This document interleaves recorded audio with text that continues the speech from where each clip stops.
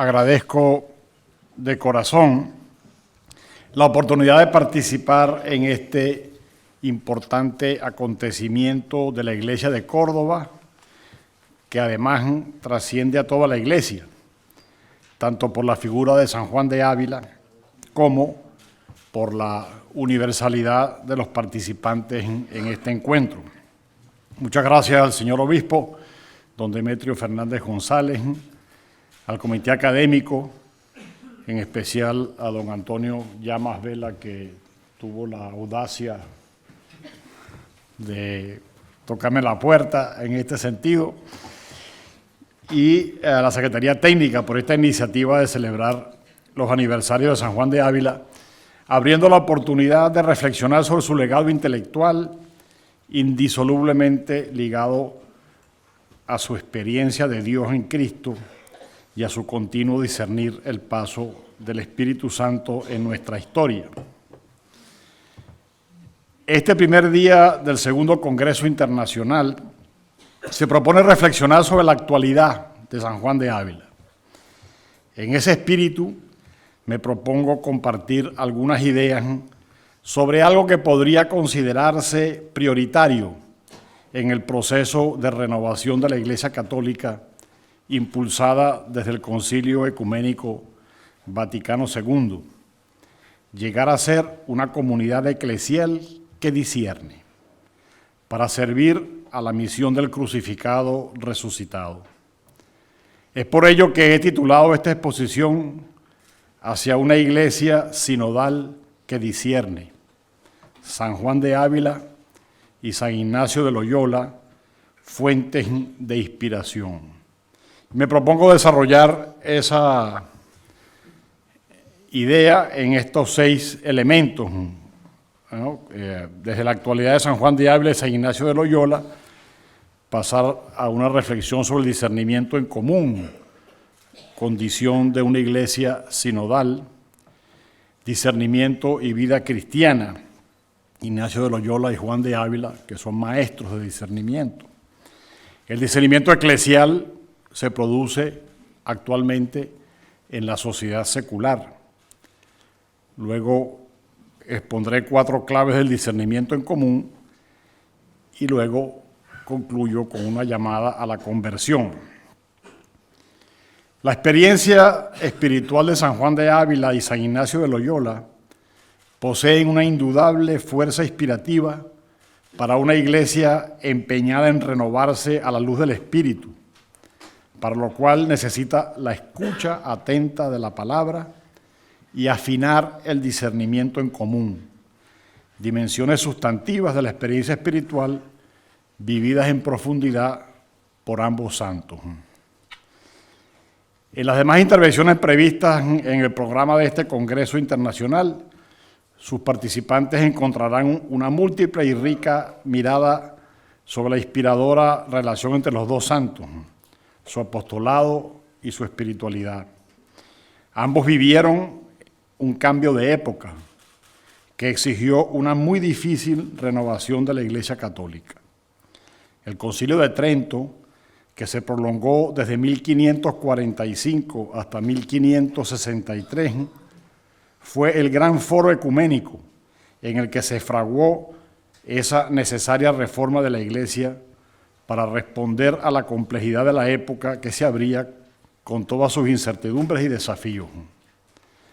Ni Juan de Ávila ni Ignacio de Loyola participaron personalmente en las sesiones del Concilio de Trento. Sin embargo, a la luz de la historia, su presencia tuvo una enorme importancia en sus deliberaciones, decisiones y sobre todo, diría, en su puesta en práctica. La Iglesia Católica vive hoy con una mezcla de perplejidad, duda y entusiasmo, el cambio de época que convulsiona la historia humana actual. El Concilio Ecuménico Vaticano II, que duró de 1962 a 1965, intuyó la profundidad y complejidad del cambio de época que se iniciaba y propuso un exigente programa de transformación de la Iglesia. Si bien la comunidad eclesial recibió agradecida esa visión renovada de la Iglesia y el mapa de la ruta a seguir 55 años después, el programa del Concilio Vaticano II sigue buscando cómo hacerse carne viva y rostro de la Iglesia Católica. Como esfuerzo importante en esa dirección, se entiende tanto el modo como el Papa Francisco ejerce el ministerio petrino, como las tensiones creadas a su alrededor. Tanto en el siglo XVI como en los siglos XX y XXI, entender cómo actúa el Espíritu Santo en la historia humana supone una fina capacidad de discernir los signos de los tiempos. Por eso, en este momento, volver la mirada a Juan de Ávila e Ignacio de Loyola es todo lo contrario a regresar al pasado. Más bien, es la manera de voltearse al futuro, encontrando en la experiencia espiritual y humana de estos dos hombres de Dios una fuente de inspiración para aguzar los oídos en la escucha de la palabra de Dios y despertar una mayor sensibilidad a la novedad del Espíritu Santo, actuante en esta historia humana, confirmando la veracidad del compromiso hecho por el Señor de acompañar a su Iglesia y a los seres humanos todos los días hasta el fin de la historia. Para los jesuitas, la relación entre San Ignacio de Loyola y Juan de Ávila forma parte de nuestra tradición familiar. Es bien conocida la nota escrita por Ignacio en carta al padre Francisco Villanueva en septiembre de 1550, en la que se expresa claramente la sintonía entre ellos. Recuerdo, como dice Ignacio, una letra mostrable a Ávila, donde diga que en tanta uniformidad de voluntades y modo de proceder del maestro Ávila y nosotros, que no me parece que quede sino que o nosotros nos unamos con él o él con nosotros, para que las cosas del divino servicio mejor se perpetúen, porque traería tras sí muchas cosas el Ávila. Paso a mi segundo punto, el discernimiento apostólico en común, condición de una iglesia sinodal. Hacerse cargo de la dimensión sinodal de la iglesia requiere experimentar el proceso por el cual debieron pasar los apóstoles después de los años de andanzas por los caminos de Israel, de convivencia cotidiana con Jesús, que parecían haber finalizado con la dolorosa pasión y la injusta e incomprensible muerte en la cruz. El punto de partida para la vivencia sinodal es sintonizar con el modo en el que los apóstoles y la primera comunidad cristiana experimentaron la nueva presencia de Jesús entre ellos. El punto de partida es entonces la experiencia del resucitado, que se hace presente y se comunica con ellos de un modo radicalmente distinto al que habían conocido anteriormente. El crucificado resucitado se hace ahora presente a través del Espíritu Santo. El cuarto evangelio nos ofrece una rica descripción de la sobremesa de la última cena de Jesús con sus discípulos. Allí podemos encontrar numerosas indicaciones de cómo se realiza esa nueva presencia de Jesús resucitado en medio de los suyos, en medio de la comunidad de sus seguidores, la iglesia. El desconcierto es parte del impacto profundo de la pasión que se une a otras muchas limitaciones de los discípulos. El mismo Señor anuncia la complejidad del proceso que ellos vivieron y nosotros, como sus seguidores, tenemos que vivir para asimilar completamente la revelación de la buena nueva del reinado de Dios. Por eso, les y nos advierte Jesús: aún tengo muchas cosas que decirles, pero es demasiado para ustedes por ahora. Jesús les indica a los apóstoles en aquel momento y nos indica hoy a nosotros, sus discípulos de todos los tiempos, en qué sentido sigue caminando con nosotros y cómo nos apoya en nuestra responsabilidad de continuar su obra. Nos dice: y cuando venga Él, el Espíritu de la verdad, los guiará en todos los caminos de la verdad. Él no viene con un mensaje propio, sino que les dirá lo que escuchó y les anunciará lo que ha de venir. Él tomará de lo mío para revelárselo a ustedes, y yo seré glorificado por él. Todo lo que tiene el Padre es mío, por eso les he dicho que tomará de lo mío para revelárselo a ustedes. Capítulo 16 del cuarto Evangelio. Es una experiencia que sigue el patrón de la historia de nuestro padre en la fe, Abraham. Contemplar la historia de Abraham es capital para captar el modo como el Señor guía a la comunidad de sus seguidores. El primer paso es dejar atrás todo aquello que ofrece seguridades en la vida, todo aquello que hace posible vivir confiando en las propias capacidades, el denso tejido de las relaciones humanas y culturales de las que se forma parte, en la abundancia de los bienes materiales, en lo conocido, para ponerse en camino, ligero de equipaje. Contemplada esa ruptura radical, se puede dar el segundo paso, vivir de la confianza en Dios, único fundamento para encontrar la seguridad necesaria para caminar sin miedo en una dirección desconocida, pues solamente el Señor es quien la conoce y la da a conocer a su modo, sin depender de nuestros cálculos o previsiones. El tercer paso es hacerse capaz de percibir las señales a través de las cuales se nos va indicando el camino. Se requiere sin duda desarrollar una relación personal con el Señor a través de la escucha de su palabra, la oración y la contemplación que lleve a entender su lenguaje.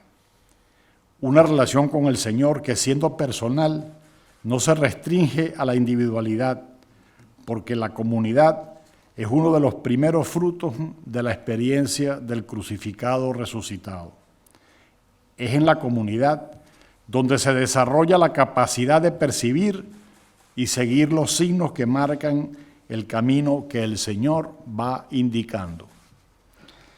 El modelo que nos propone el Concilio Ecuménico Vaticano II es el de una iglesia sinodal, pueblo de Dios en marcha, como la describe la teología latinoamericana posconciliar y el lenguaje del Papa Francisco, quien no ceja en su esfuerzo de ahondar y consolidar el carácter sinodal de la iglesia. Lo que define a la iglesia sinodal es el ser guiada, y subrayo esto, el ser guiada por el Espíritu Santo. Se le exige entonces los mismos pasos que se le exigieron a Abraham, para, apoyada solo en la fe, con toda su confianza puesta solo en Dios, dejar atrás todo aquello que obstaculice su capacidad de ser guiada por un camino que no conoce ni decide ella. La marcha del pueblo de Dios es la que se hace por el camino que va indicando el Espíritu, incluso cuando parezca una ruta descabellada, como la que recorrió Abraham, dispuesto a sacrificar a su único hijo sobre la montaña que le sería indicada. Por consiguiente, los responsables del gobierno de una iglesia sinodal no pueden limitarse a administrar bien lo que la iglesia es y tiene, su rica y compleja tradición, su organización, legislación, experiencia y costumbres, su red de relaciones, sus recursos intelectuales y materiales. Siguiendo la imagen de Abraham, no es allí donde puede poner su confianza. La responsabilidad de quienes gobiernan la iglesia, si quieren avanzar en la dirección propuesta por el Vaticano II, es crear las condiciones para que la comunidad eclesial y sus responsables sean guiados por el Espíritu Santo. En otras palabras, la tarea de los líderes en una iglesia sinodal es buscar y hallar la voluntad de Dios, de manera que el pueblo de Dios marche por el camino indicado por el Espíritu Santo. La iglesia sinodal requiere un liderazgo discerniente. La iglesia sinodal está llamada a leer continuamente los signos de los tiempos para poder servir con fidelidad a la misión de Cristo. En el lenguaje de la Iglesia, leer los signos de los tiempos es un ejercicio de discernimiento. Así se entiende por qué no se cansa de repetir el Papa Francisco que el discernimiento es absolutamente necesario para que la Iglesia pueda ser guiada por el Espíritu Santo según la promesa recibida. Una lectura apropiada de los signos de los tiempos requiere también un buen análisis social, es decir, buena y completa información sobre la realidad, capacidad de análisis de los datos y reflexión compleja sobre ellos. El auténtico discernimiento recurre a todas las potencialidades humanas, entre las que ocupa un lugar privilegiado la capacidad de razonar y comprender.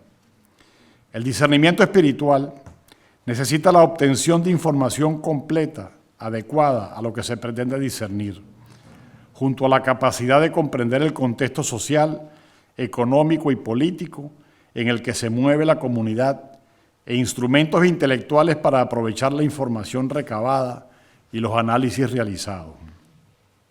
Conviene insistir en el carácter comunitario del discernimiento en la Iglesia sinodal. Es un ejercicio que envuelve a la comunidad, no solo a individuos, ni exclusivamente a quienes tienen la responsabilidad de su dirección. La Iglesia sinodal depende de la profundidad espiritual de sus miembros y de la vitalidad de las comunidades cristianas. Los responsables de la dirección de la Iglesia necesitan emplear todos los medios a su alcance y todas sus energías en encender la vida espiritual y la vitalidad de las comunidades. Sin una auténtica experiencia espiritual y comunitaria fundante, de la que se derive la capacidad de hacer discernimiento apostólico en común, la acción misionera de la Iglesia se convierte en activismo asistencialista. La eficacia apostólica de la Iglesia sinodal está directamente vinculada a sus hábitos de discernimiento en común con la adecuada participación de todos sus miembros. La Iglesia sinodal discierne apostólicamente en común para ser guiada por el Espíritu en el mejor modo de servir a la reconciliación de todas las cosas en Cristo. Paso a mi tercer punto: discernimiento y vida cristiana, Ignacio de Loyola y Juan de Ávila. Para crecer en su capacidad de discernimiento apostólico en común, la Iglesia sinodal puede recurrir con provecho a la inspiración de personas como Juan de Ávila e Ignacio de Loyola. De ellos aprendemos el puesto del discernimiento como modo de ser fiel a lo fundamental de la vocación cristiana: hacer la voluntad de Dios, que no es otra cosa que seguir a Jesucristo como colaboradores en su misión humanizadora. Responder a la llamada, a la vocación personal o comunitaria, requiere entonces, usando la expresión ignaciana, buscar y hallar la voluntad de Dios. Dos verbos que señalan actitudes distintas y complementarias. Buscar la voluntad de Dios es un primer nivel de respuesta a la llamada. Solo se busca lo que no se tiene. Buscar significa ponerse en movimiento, iniciar un camino que va más allá de lo ya conocido, de lo que ya se tiene o de lo que ya se sabe. Se puede salir a buscar con o sin deseo de encontrar. Algunas tendencias culturales actuales consideran la búsqueda como un estado permanente. Más aún, la ven como la posición más recomendable en la vida: estar permanentemente en búsqueda. Es el modo de estar al día, abierto a las novedades que se suceden a gran velocidad. San Ignacio, en línea con el mensaje del Evangelio, añade con una i copulativa el verbo hallar. Se trata de salir a buscar con el deseo de encontrar. Más aún, con la determinación de elegir la realización en la propia vida y en la vida de la comunidad, la voluntad de Dios que se ha salido a buscar y se ha encontrado. Una elección que siguiendo el referido modelo de Abraham, no se cierra en sí misma, por el contrario, nos hace peregrinos, caminantes, guiados por rutas desconocidas que requieren, por tanto, atención a las señales del camino y una enorme flexibilidad para adaptarse a nuevas circunstancias. El discernimiento o la discreción de espíritu, como la denomina San Ignacio de Loyola, en sus ejercicios espirituales, no es un método para tomar decisiones, ni una técnica para diseñar los planes apostólicos o pastorales de las comunidades eclesiales. Es más bien una dimensión del seguimiento del Señor vivido con radicalidad. Recurrimos a Juan de Ávila e Ignacio de Loyola no porque son actores de un manual o de manuales de discernimiento o buenos animadores de talleres para la toma de decisiones, sino por la radicalidad de su vida de seguimiento del Señor Jesús, poniendo en práctica la voluntad de Dios sobre ellos. Nos inspiran sobre todo con sus vidas, además de sus escritos, por los que transmiten y comparten esa experiencia hondamente vivida. El recorrido hecho por ellos comienza por adquirir la libertad interior, por la que reconocen al Dios creador de la vida, Padre de nuestro Señor Jesucristo, del que hemos recibido su Espíritu Santo como único absoluto. San Ignacio denomina indiferencia al estilo de libertad interior necesaria para buscar, hallar y elegir la voluntad de Dios, que supone desembarazarse de todos los apegos que condicionan ordinariamente la vida de los seres humanos. Una libertad interior que se complementa con una generosidad inconforme con las medias tintas, que busca ir más allá del ordinario para escoger lo que más conviene, con la mejor contribución a la obra de Dios en la historia. Es la tensión espiritual que recoge Ignacio de Loyola en la palabra magis, y vemos muy presente en la vida de ambos santos que jamás se conforman con poco. La conocida meditación de dos banderas que propone San Ignacio al que se aventura por el camino de los ejercicios espirituales como uno de los preámbulos para hacer elección, señala una actitud básica para hacer la voluntad de Dios: la humildad, poner toda la confianza en Dios y solo en Él. Fundamento de una vida guiada por el Espíritu Santo, es posible únicamente humillándose, como claramente lo indican los evangelios. La experiencia vital de estos dos santos indica cómo la humildad que se nos propone se expresa en una vida austera y más aún en una auténtica cercanía a los pobres.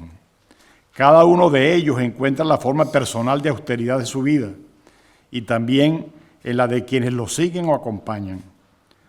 Juan de Ávila, lo sabemos, no fundó un grupo estable, pero sí un estilo de vida cristiana y de servicio presbiteral.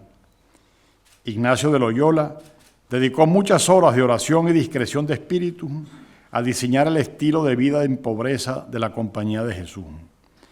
Ambos desarrollaron formas inspiradoras de cercanía evangélica a los pobres. La inspiración en la vida de estos dos santos nos lleva al compromiso a fondo con la Iglesia. Son vidas que no se entienden sino dentro de la comunidad eclesial. Servir a la Iglesia no es una frase hecha o un modo de hacerse propaganda. Es la razón de ser de una vida guiada por el Espíritu a través del carisma recibido como forma concreta de contribuir a la construcción. La sólida formación académica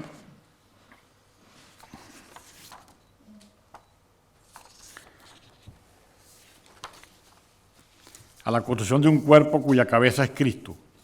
Juan de Ávila entiende su ministerio como sacerdote secular. que acompaña a todos en la búsqueda de la propia vocación. Ignacio y sus compañeros se ponen al servicio del Santo Padre porque posee la visión y la responsabilidad del bien universal de la Iglesia para ser enviados donde mejor puedan contribuir a lo que son, con lo que son y tienen a la misión encomendada a todo el cuerpo. Ambos son plenamente conscientes de las necesidades del mundo en el que viven y desean responder a ellas desde la misión de la Iglesia como seguidores y compañeros del Señor Jesús. La fidelidad a la elección hecha necesita también familiaridad con el Señor y su palabra expresada en la Biblia.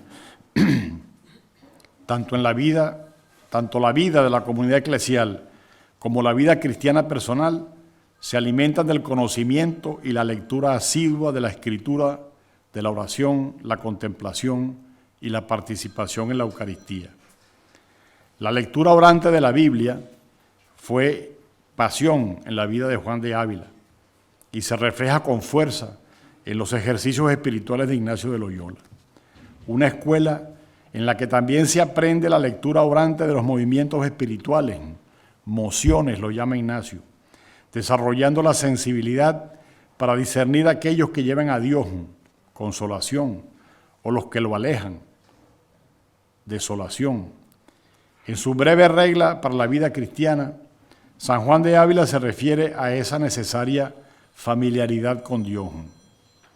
Dice Juan de Ávila: sea el octavo que en todas sus obras busque la gloria de Dios y no en su consuelo ni su provecho, para que, aunque se halle seca su alma y desconsolada, no por eso deje sus santos ejercicios,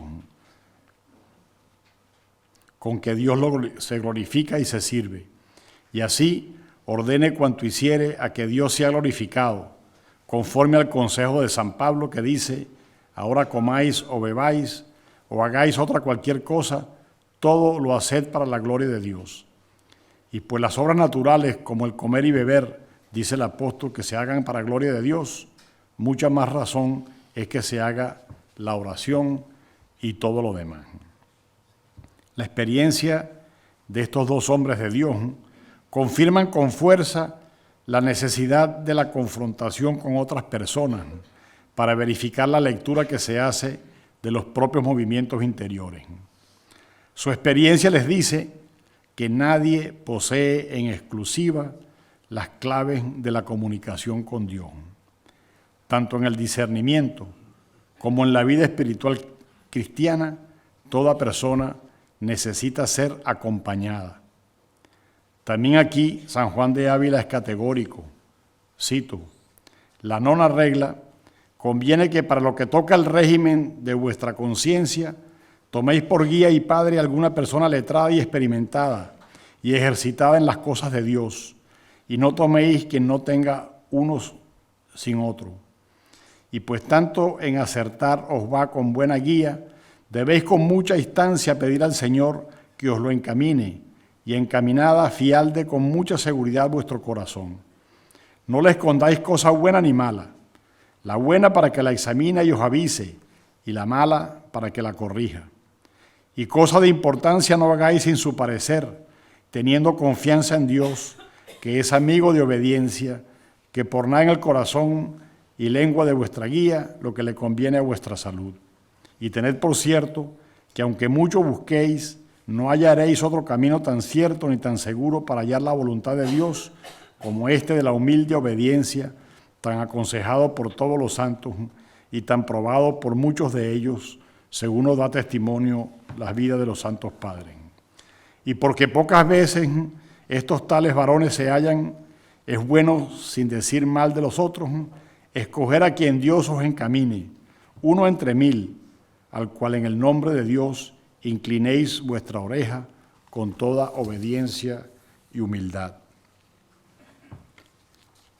La sólida formación académica en todas las etapas de la vida forma parte de la herencia de Juan de Ávila e Ignacio de Loyola.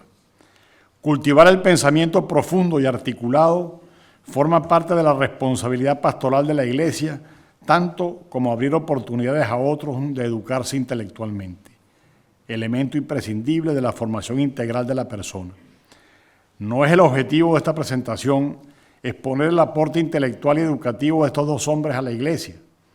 Nos conformamos con señalar su necesidad para la vida cristiana, para el discernimiento y para la acción apostólica de la Iglesia. Sería impensable una Iglesia sinodal, discerniente, sin un fundamento intelectual sólido que provenga de la buena formación académica de sus miembros.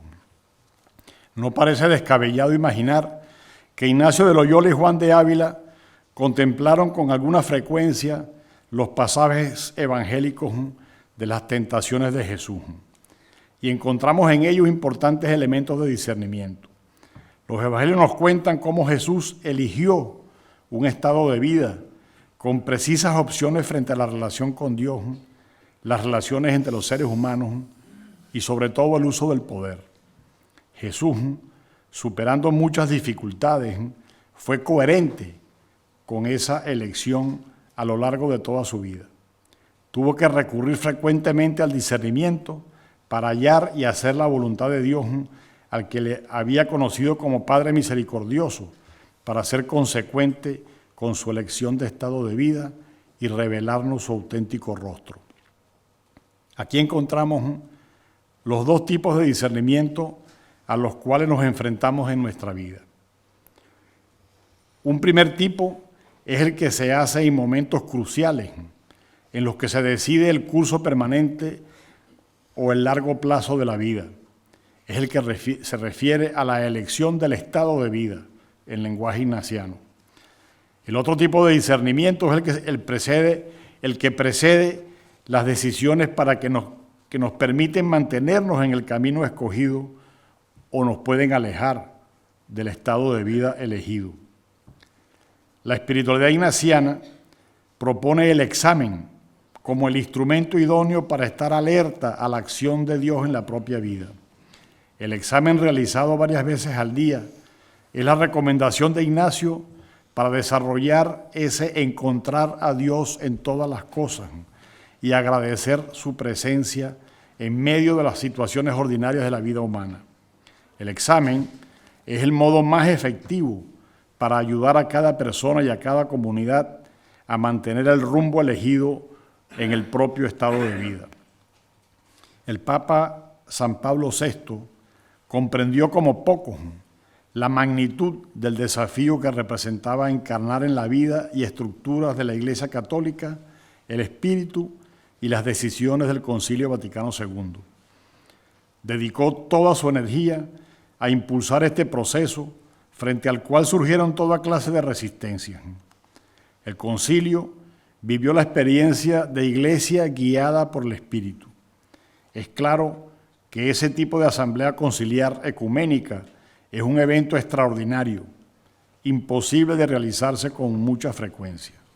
Pablo VI entonces creó el Sínodo de los Obispos como estructura de consulta frecuente y modo de hacer realidad la colegialidad corresponsable en el gobierno de la Iglesia con apertura a ser guiada por el Espíritu.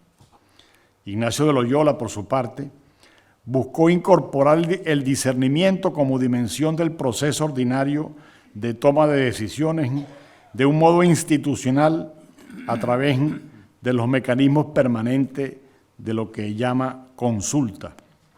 La estructura de gobierno de la Compañía de Jesús, propuesta en las constituciones escritas por San Ignacio, se basa en el principio de una única fuente de autoridad delegada por la Congregación General al Superior General y de éste a los superiores de los demás niveles de la estructura organizativa, como garantía a un ejercicio según la discreta caritas, es decir, discernido de la autoridad delegada, se establece para cada nivel del gobierno de la compañía lo que conocemos con el nombre de consulta, a la que cada superior está obligado a escuchar como parte de su proceso de búsqueda de la voluntad de Dios y antes de tomar una decisión final. La consulta está compuesta normalmente por 4 consultores elegidos por el nivel inmediatamente por encima del superior al que se le nombra. Así, el superior general es la congregación general la que le nombra los llamados asistentes a providencia. Al superior general le nombra a los consultores, a los provinciales, y ellos nombran los consultores de los superiores locales. Los consultores ejercen la función de acompañante del respectivo superior en su responsabilidad de hallar la voluntad de Dios y decidir de acuerdo a ella. Son nombrados por sus cualidades personales y no como representantes de un área apostólica o un territorio o una proporción numérica. Su responsabilidad, la de los consultores, es que no se pierda de vista el bien más universal de la misión de la compañía al servicio de la Iglesia durante el proceso de toma de decisiones y contribuir con sus propias mociones espirituales al discernimiento del superior. Si bien la consulta se reúne periódicamente, no lo hace como una junta directiva, pues no tiene ningún poder de decisión a través del voto u otro mecanismo para indicar una mayoría, ni puede imponer una decisión al respectivo superior. La consulta no decide, sino acompaña y aconseja. Los consultores están comprometidos junto al superior a buscar y hallar la voluntad de Dios. Por consiguiente, lo que importa es la calidad del consejo que ofrece cada consultor a quien toma la decisión y la ayuda que para éste representa deliberar junto a ellos. Una iglesia sinodal, en capacidad de discernir, tiene como desafío generar el tipo de estructuras y procesos de toma de decisión que acompañen auténticos caminos de discernimiento para quienes tienen que decidir siguiendo la voluntad de Dios. Este es uno de los grandes retos de la reforma de la Iglesia puesta en marcha por el Concilio Vaticano II.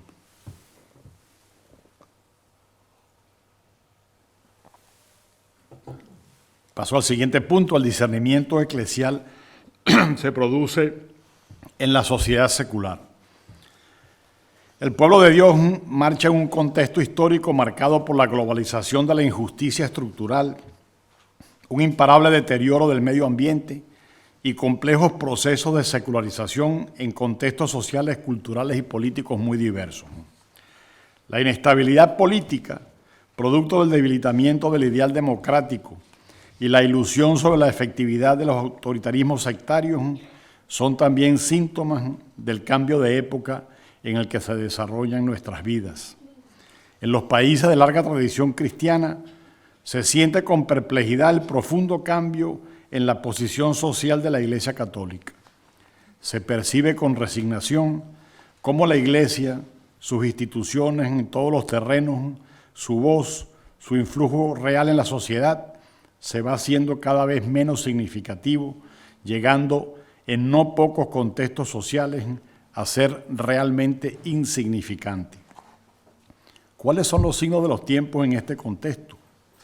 ¿Desde dónde situarnos para percibirlos e interpretarlos adecuadamente?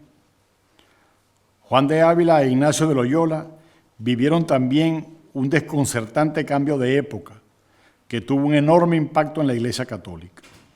Ellos, hombres de su tiempo, con excelentes relaciones sociales y formación académica de primera clase, coinciden en que la mejor manera de ver al mundo es desde la experiencia de Jesucristo, la escucha de su palabra en la oración, a lo que se suma el profundo análisis intelectual.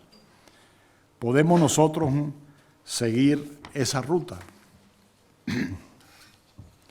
Y si nos atrevemos, por ejemplo, a ver los procesos de secularización y la sociedad secular como signo de los tiempos, en el sentido teológico que le dio el Concilio Vaticano II a esta expresión, intentemos ver la secularización y el modo secular que surge de ella como uno de los modos como el Espíritu Santo nos está hablando y guiando en este tiempo. En lugar de multiplicar lamentos por el pasado, además acríticamente idealizado, un pasado que se fue, preguntémonos sinceramente qué nos está diciendo el Señor a través de la secularización.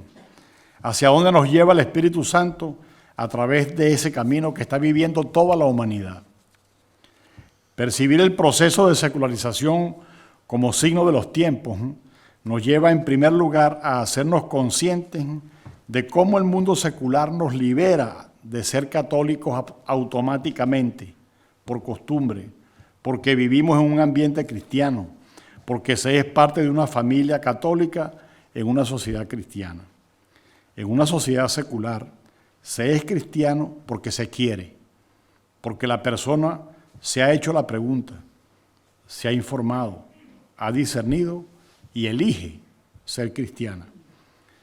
La sociedad secular nos libera también de fundar en la religión la identidad tribal, la identidad nacional o cualquier otra identidad ajena a la experiencia espiritual que nos invita a reconocernos humanos, hermanos y hermanas, hijos e hijas del mismo Padre.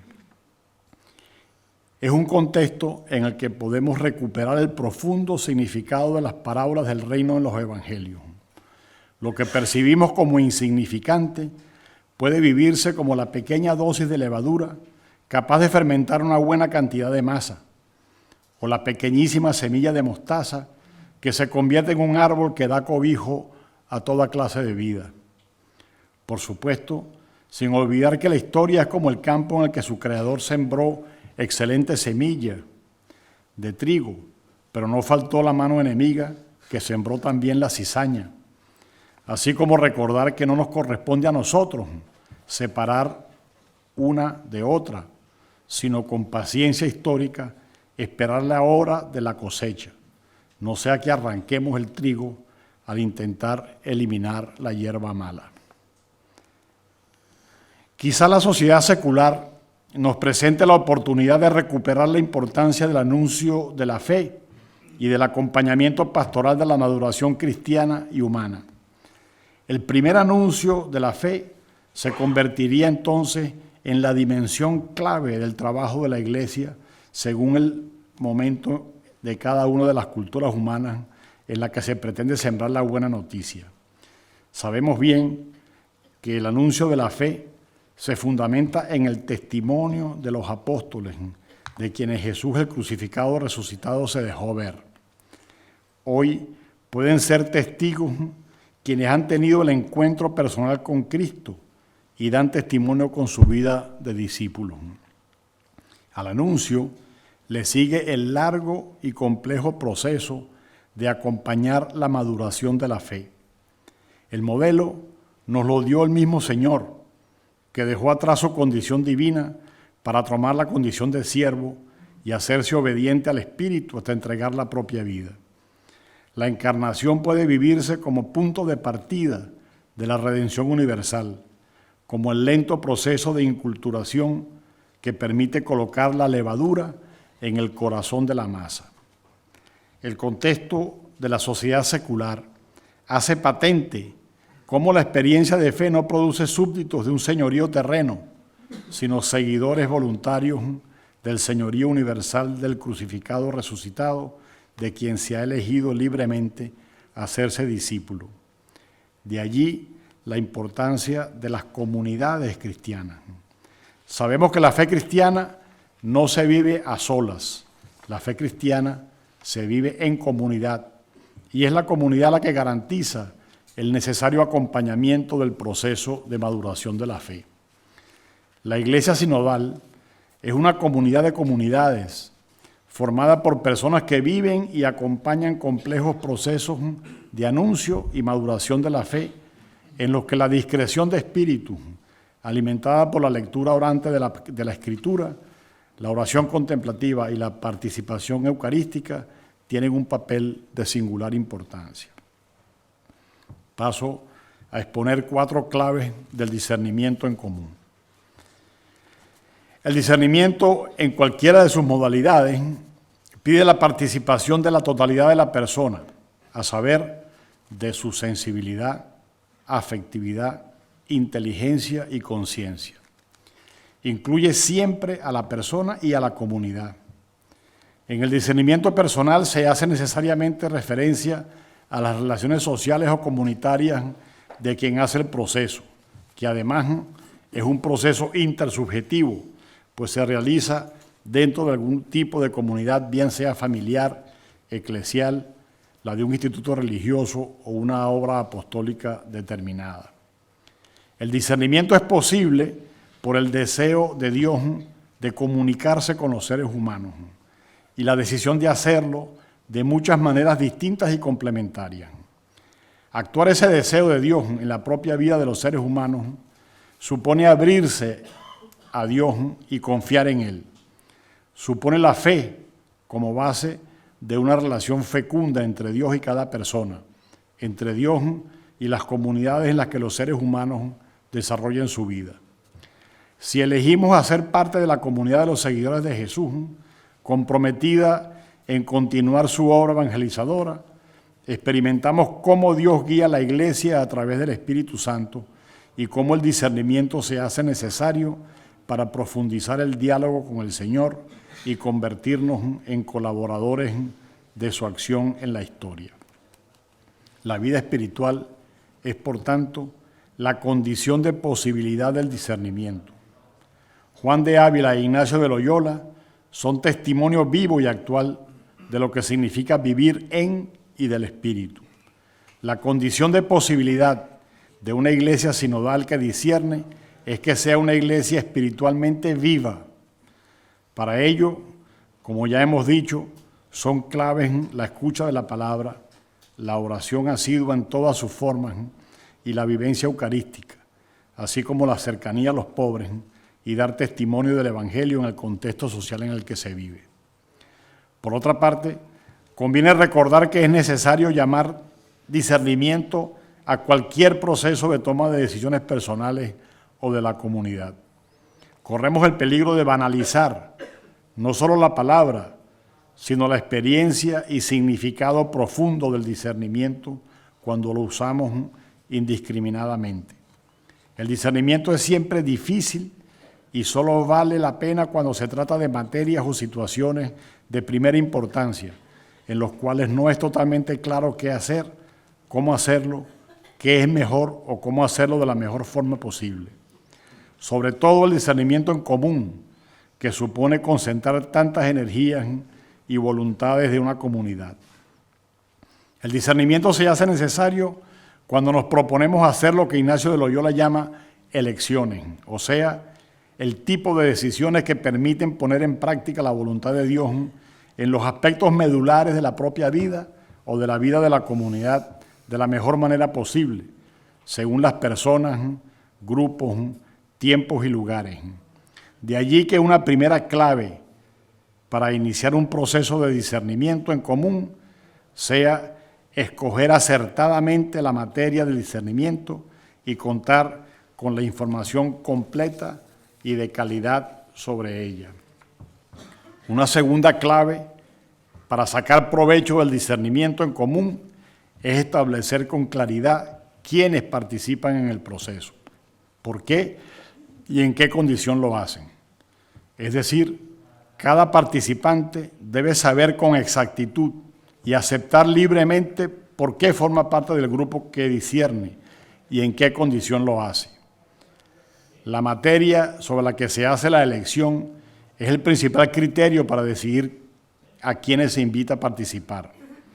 Dependiendo del grupo, la materia y otras condiciones en las que se realiza el discernimiento, puede ser conveniente y prudente invitar a otras personas en calidad de acompañantes del proceso o expertos en los asuntos a tratar.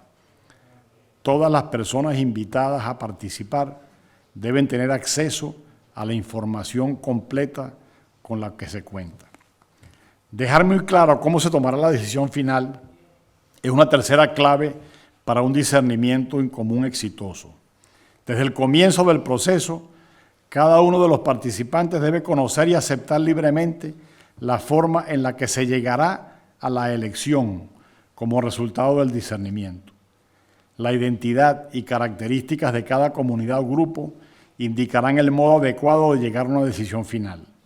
En algunos casos se pedirá el consenso, en otros será la mayoría a decidir, en otros podría quedar en manos de quien ha sido designado para ello o de quien tiene esa atribución en razón de su cargo o nivel de ministerio dentro de la Iglesia. El discernimiento en la tradición de los santos que inspiran estas reflexiones requiere desarrollar la sensibilidad para percibir los movimientos interiores, mociones, como ya dije en el lenguaje ignaciano, y la habilidad para la discreción de los espíritus que los provocan. Aquí se nos presenta un desafío para cada persona y para el grupo. Cada persona está llamada a desarrollar su sensibilidad para percibir sus mociones o movimientos interiores y crecer en su habilidad para la discreción de espíritu. Vale la pena recordar que las mociones espirituales no son estados de ánimo, son efectos sensibles de los espíritus que tratan de mover la voluntad de las personas en una dirección o en otra. Por tanto, consolación y desolación no son sinónimos de estar contento o triste, sentirse bien o sentirse mal, a gusto o a disgusto, de estar o no de acuerdo con la idea o posición del otro. La comunidad, por su parte, debe también aprender a leer los movimientos de los espíritus dentro de ella. He aquí la cuarta clave que quiero compartir. La práctica de la conversación espiritual es el instrumento más adecuado para realizar ese aprendizaje. Una conversación espiritual es distinta a una discusión gerencial en la que se busca tomar la decisión más razonable según la lógica administrativa. Es también distinto a un ejercicio parlamentario en el que se atiende al juego entre mayorías y minorías, alianzas, etc., en función de intereses individuales o grupales, valiéndose de la capacidad oratoria y otras técnicas parlamentarias. La conversación espiritual es el momento para la presentación ante los demás, con sencillez, sin tonos oratorios, de lo que se ha percibido como movimientos del espíritu o de la ponderación personal del grupo, del punto en cuestión. Supone también la disposición de escuchar al otro, respetuosamente, sin contradecir las mociones espirituales que ha captado en su interior, y estar abierto a recibir un eco espiritual o nuevas mociones al escuchar a los otros, dando ocasión a una nueva percepción de las cosas. Escuchar con atención a otros y saber comunicar la propia experiencia e ideas con sencillez y claridad ayudan al buen discernimiento en común. Y termino con una llamada a la conversión que dura toda la vida. Conocemos la profunda transformación vivida por Ignacio de Loyola y Juan de Ávila como consecuencia de su experiencia de Dios. El encuentro con el Señor inicia un proceso de transformación cada vez más profunda y exigente que además dura toda la vida. En forma análoga, la comunidad eclesial requiere un constante proceso de conversión en todos sus niveles. La reforma, para llegar a ser una iglesia sinodal que discierne, requiere una profunda y compleja renovación espiritual. No se trata solo de ponerse al día en el lenguaje, el uso de las tecnologías o la modernización de los procedimientos o formas organizativas.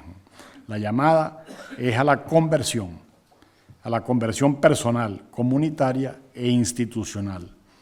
Una conversión inspirada en el modo de proceder del crucificado resucitado y que abra a la acción del Espíritu Santo. Discernir en común significa buscar y hallar juntos la voluntad de Dios y tomar decisiones en sintonía con ella. Todo el pueblo de Dios requiere una formación para el discernimiento espiritual como dimensión del hacerse discípulos del Señor, escuchar su palabra, ponerla en práctica y a partir de la Eucaristía generar comunidades cristianas vivas. Los ministros ordenados, la jerarquía de la Iglesia, las mujeres y hombres consagrados son llamados a ser fermento de ese proceso a partir de su propia profundidad espiritual. La conversión como exigencia permanente del caminar siguiendo al Señor, requiere del acompañamiento de la comunidad. Por consiguiente, es necesario formar acompañantes de procesos espirituales largos y complejos. De ellos nos dieron ejemplo Juan de Ávila e Ignacio de Loyola. Sigamos sus pasos.